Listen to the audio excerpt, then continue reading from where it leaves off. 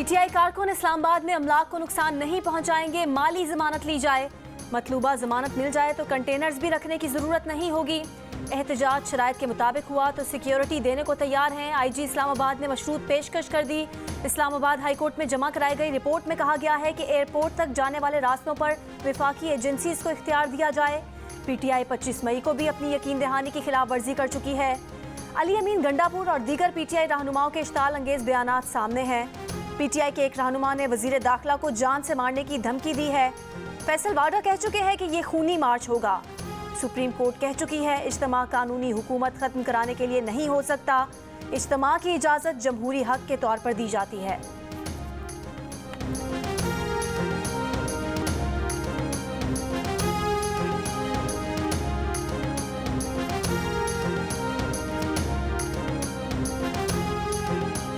तहरीक इंसाफ का लॉन्ग मार्च रावलपिंडी कब पहुंचेगा? चेयरमैन पीटीआई इमरान खान का आज तारीख का ऐलान करने का कहा। लॉन्ग मार्च असद उमर की क़यादत में आज फैसलाबाद से रवात रवाना होगा। इमरान खान कारकुनों से वीडियो लिंक पर खिताब करेंगे। इस्लामाबाद इंतजामिया ने आज पीटीआई को घुराल चौक से रवात तक रैली निकालने की इजाज़त दे दी। पीटीआई इस्लामाबाद रीजन के सदर अली नवाज अवान की डिप्टी कमिश्नर से मुलाकात के बाद एनओसी जारी।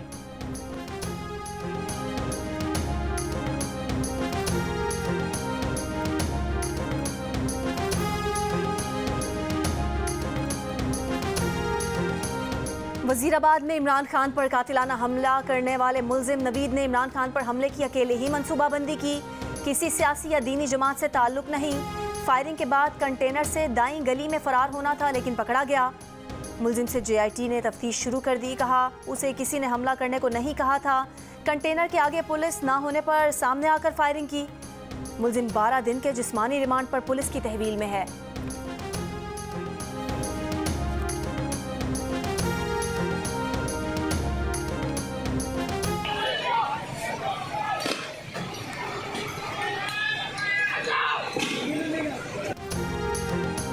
कराची में प्राइवेट प्रॉपर्टी पर कायम सरकारी इस्लामिक कॉलेज का कब्जा छुड़ाने के लिए सुप्रीम कोर्ट के हुक्म पर कार्रवाई। पुलिस के हमरा अदालती अमले के सामने तलबा की मज़ाहमत। पुलिस के खिलाफ नारे और पथराव। पुलिस का तलबा को मुंतशिर करने के लिए लाठी चार्ज और वाटर कैनन का इस्तेमाल। कई तलबा को हिरासत में ले लिया। पुलिस का कहना है कि अदालती वेल्फ को सपोर्ट करने पहुंचे हैं। कॉलेज इंतजामिया का कहना है कि कॉलेज खाली करने के लिए लीगल नोटिस नहीं मिला। इंतजामिया और पुलिस के मुज़ाकरात जारी। जुल्फ़िकार अली भुट्टो की नेशनलाइजेशन पॉलिसी के तहत कॉलेज और ज़मीन तहवील में ली गई थी। पॉलिसी खत्म होने के बाद मुरीद अली शाह ने अदालत से राबता किया। 22 साल की कानूनी जंग के बाद सुप्रीम कोर्ट ने 2019 में हुकूमत सिंध और कॉलेज इंतजामिया से कब्जा खाली करवाने का हुक्म दिया।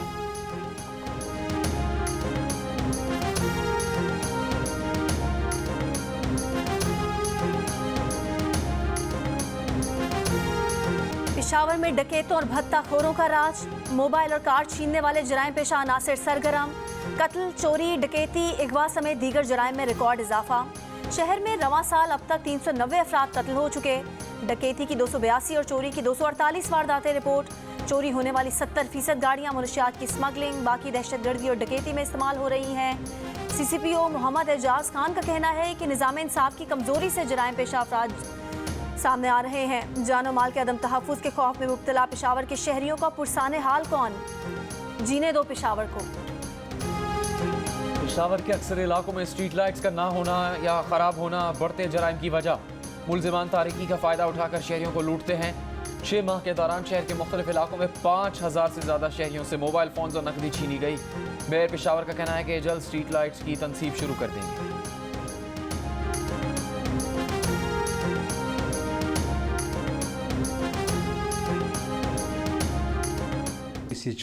उसने मुझे उसी दिन कहा कि भाई आपकी गाड़ी 3 दिन में आपको मिल जाएगा, मगर आज मेरा तकरीबन 1 महीना और 6 दिन हो गया, मुझे गाड़ी नहीं मिला।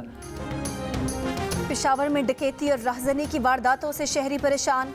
शरीफाबाद के रिहायशी नूर मोहम्मद से डाकुओं ने उसकी कुल जमा पूंजी और उसके रोजगार का वाहिद सहारा, उसकी टैक्सी छीन ली। गाड़ी से महरूम नूर मोहम्मद 1 माह से बेरोजगार और बेयारो मददगार है। एक नूर मोहम्मद ही नहीं, शहर में सैकड़ों शहरी राहजनी की वारदातों का शिकार हो चुके। मुख्तलिफ वारदातों में 35 से ज़ायद शहरी जख्मी भी हुए हैं।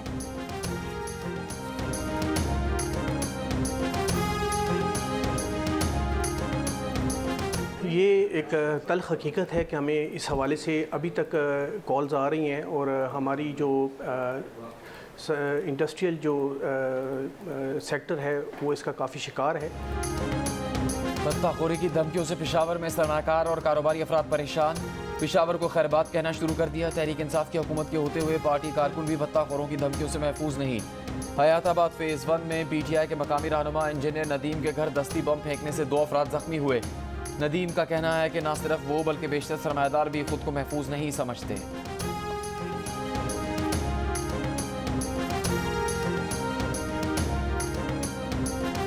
गुजरावाला में यूनिवर्सिटी की तालिबा की बहादुरी, डाकुओं से असलहा छीन कर डकैती की कोशिश नाकाम बना दी। तालिबा बस का इंतजार कर रही थी। इस दौरान मुसल्ला डाकुओं ने पर्स छीनने की कोशिश की। तालिबा ने मुज़ाहमत करते हुए मुलजिम से पिस्तौल छीन लिया। शहरी भी मौके पर जमा हो गए। दोनों डाकुओं को पुलिस के हवाले कर दिया गया।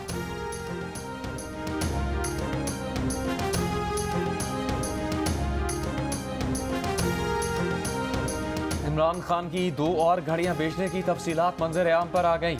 नवंबर 2018 में दोनों घड़ियां भी कैश में बेची गईं और उसी दिन तोशाखाना को कैश में अदायगी की गई। तोशाखाना में इमरान खान ने जो दस्तावेज जमा करवाई हैं उनमें एक बार फिर हाथ से लिखी हुई इस्लामाबाद की उसी छोटी सी दुकान की रसीद दिखाई गई। इमरान खान ने एक घड़ी की कीमत तोशाखाना से 38 लाख रुपए लगवाई और उसी दिन 52 लाख रुपए कैश में बेची।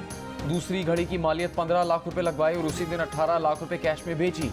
यानी इमरान खान ने मार्केट में 70 लाख रुपए की 2 घड़ियां बेची। दोनों घड़ियों के वजह सिर्फ 10,48,000 रुपए कौमी खजाने में जमा करवाए और बाकी 59.5 लाख रुपए जेब में रख लिए। जियो न्यूज़ के प्रोग्राम आज शाहजेब खानजादा के साथ में मजीद हकाइक सामने आ गए।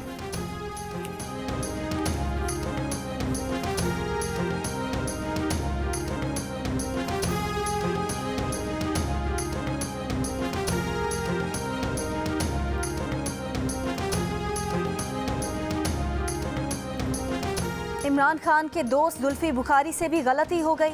सऊदी अरब से इमरान खान को तोहफे में मिला घड़ी का सेट। पाकिस्तान में डीलर को बेचने का दावा किया। ये भी कहा कि डीलर ने बाद में दुबई में घड़ी फरोख्त कर दी। एक कदम आगे बढ़कर घड़ी की कीमत भी बता दी। $2.5 लाख में दुबई में घड़ी फरोख्त होने का कहा, लेकिन दुबई के उसी डीलर ने भांडा फोड़ दिया। कहा ना किसी से घड़ी खरीदी ना किसी को बेची। एक शख्स घड़ी लेकर आया, प्रमोशन के लिए तस्वीर बनाई और वापस ले गया। दुबई के डीलर ने साथ ही खबरदार कर दिया कि सियासी मफाद के लिए उनका नाम इस्तेमाल ना किया जाए, उनकी जान छोड़ दी जाए, वरना कानून अपना रास्ता लेगा।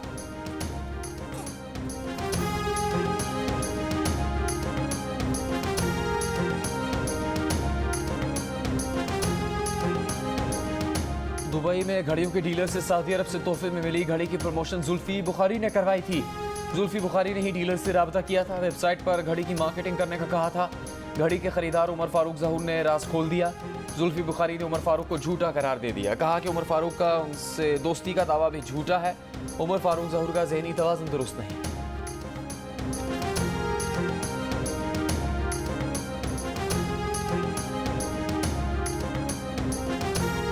इमरान खान का लॉन्ग मार्च तोशाखाना की दलदल में फंस चुका। वफाकी वजीर साद रफीक का दावा। कहा तोशाखाना की लूट मार को छुपाने के लिए झूठ पर झूठ बोला जा रहा है। कई तहाइफ औने पौने खरीद कर बेचे गए। मुतादिद तहाइफ बगैर इंदराज गायब किए गए।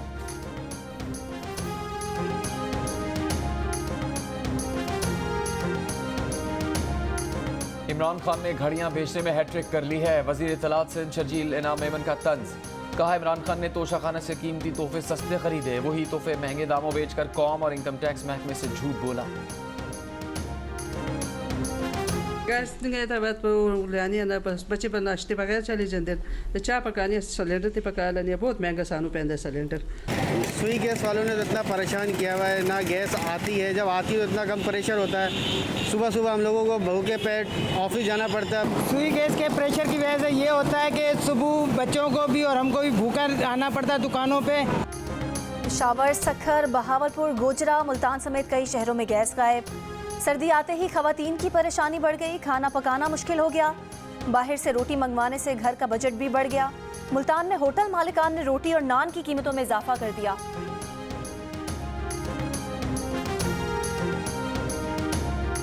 ये बहुत अच्छा अमल है, बसें चलनी चाहिए, गरीब आदमी के लिए बहुत अच्छी सवारी है ये। आवाम वैसे ही बहुत बुरी तरह परेशान है, परेशानी के आलम है। इसमें जो है ये खुश आइंदा इक़दाम है गवर्नमेंट का, जो ये बस सर्विस शुरू की है। भी चल जाएँ तो अच्छी बात है, गरीबों का फ़ायदा होगा और ज़्यादा से ज़्यादा इलाकों में चलें ये। हैदराबाद में आज से सफरी बस सर्विस का आगाज।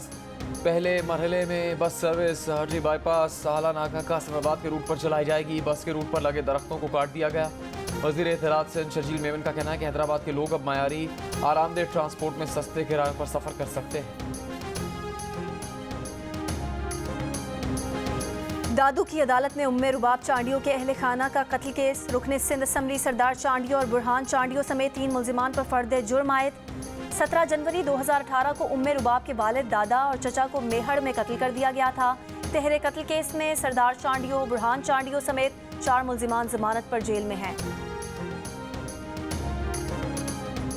कराची के इलाके लाठी में 7 साल की बच्ची का ज्यादती के बाद कत्ल। मकतूल बच्ची के वालिद के साथ अदम ताउन पर कायदाबाद थाने के हेड मोहर्रर ड्यूटी अफसर समेत 3 एहलकार मुअत्तल। महकमा जाती कार्रवाई का आगाज। पुलिस हुकाम का कहना है कि इलाके से सीसीटीवी वीडियोस तलाश की जा रही हैं। बच्ची की फूफी के घर और जहां से उसकी लाश मिली है वहां मशकूक अफराद का डीएनए लिया जाएगा। 3 रोज पहले लापता होने वाली बच्ची की लाश गुज़श्ता रोज खाली प्लॉट से मिली थी। बच्ची के वालिद का कहना है कि बच्ची की लाश तक उन्होंने खुद तलाश की। पुलिस ने उनकी कोई मदद नहीं की।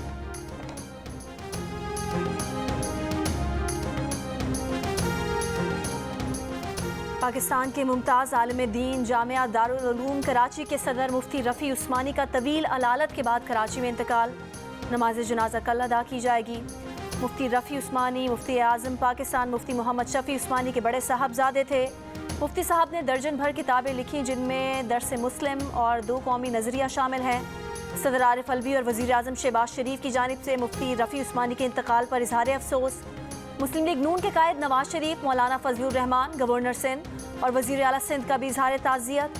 वज़ीर दाखिला राना सनाउल्लाह और वज़ीर आला बलोचिस्तान की तरफ से भी अफसोस का इजहार।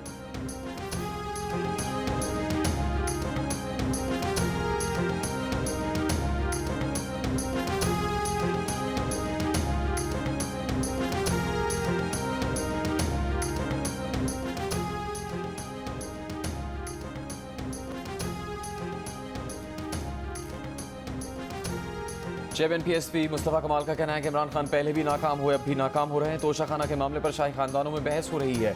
बतौर पाकिस्तानी ऐसा महसूस कर रहे हैं कि जैसे उन्होंने घड़ी चोरी की हो। काश घड़ी चोरी का वाक़या पेश नहीं आता।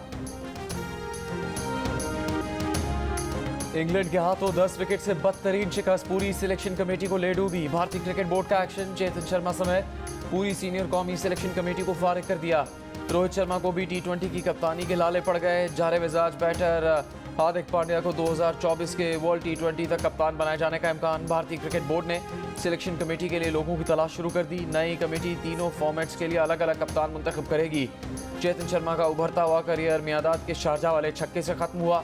बतौर सिलेक्शन हेड उनका करियर भारतीय टीम की शिकस्त से खत्म हो गया। बोर्ड ने राहुल द्रविड़ समेत तमाम कोचिंग स्टाफ को भी रेस्ट दे दिया। इंग्लैंड के हाथों बदतरीन शिकस्त पर भारतीय शायकीन के दिल तो टूटे ही थे। इंडियन मीडिया ने भी खिलाड़ियों के खूब लत्ते लिए थे।